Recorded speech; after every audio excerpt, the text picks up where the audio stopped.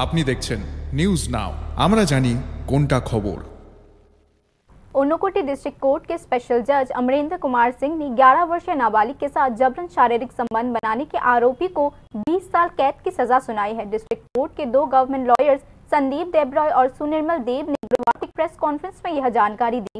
Petitioners के वकील ने प्रेस कॉन्फ्रेंस में बताया कि होम ट्यूटर की अनुपस्थिति में उनके पति हरकुमार देबनाथ ने क्लास 6 में पढ़ने वाली नाबालिग के साथ कई बार जबरन शारीरिक संबंध बनाया। नाबालिग से घटना की जानकारी मिलने के बाद उसके पिता ने 8 जुलाई 2023 को कुमारघाट पुलिस स्टेशन में मामला दर्ज कराया। लगभग 2 साल चली सुनवाई के दौरान 14 गवाहों से बयान सुनने के बाद ऊनकोटी डिस्ट्रिक्ट कोर्ट ने आखिरकार गुरुवार को पॉक्सो एक्ट के तहत उस आरोपी को 20 साल की कैद की सजा सुनाई।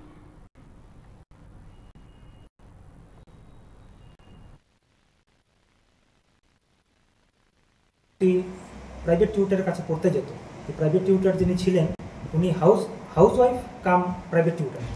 তো যখন পড়তে যেত সেই 11 বছরের নাবালিক মেয়েটি, তখন এই পড়ার ফাঁকে যখন উনি পুজো দিতে যেতেন কোনো কাজে, যেহেতু উনি হাউসওয়াইফ, তখন ওনার স্বামী বাড়িতে যেদিন থাকতেন কখনো ওই মেয়েটাকে ওর ইচ্ছার বিরুদ্ধে ওর সঙ্গে কুকর্মে লিপ্ত হয়েছে এবং এটা অনেকদিন রিপিটেডলি করেছে।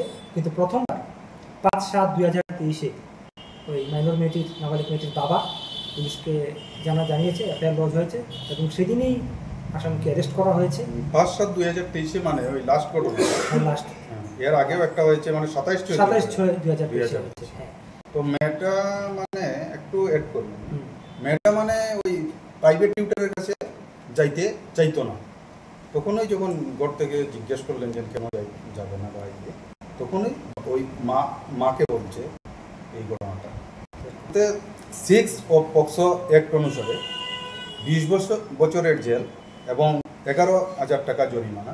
সেই জরিমানার টাকা না দিতে পারলে আরও 4 মাসের জেল এবং 376(2)(n অফ আইপিসি অনুসারে ওনার 10 বছরের জেল এবং 2,000 টাকা জরিমানা। এই 2,000 টাকা না দিতে পারলে আরও 1 মাসের জেল এবং এই পক্সো অ্যাক্ট অনুসারে আরও 5 বছরের জেল এবং 2,000 টাকা জরিমানা।